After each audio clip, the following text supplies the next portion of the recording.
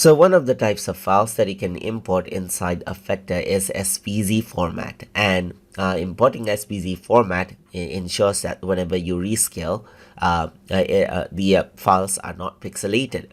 So to do that, all you need to do is, while you're on a project, you need to click on upload image right here, and once you do that, you need to go around and scroll down, and over here you can see that there's an SVG file right here that you can go around and open up over here.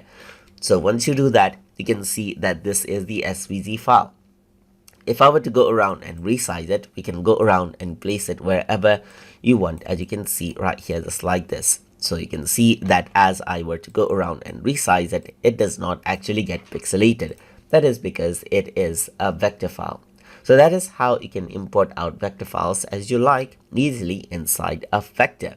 So if you guys learned something as always, and as always, please like, comment, share, and subscribe.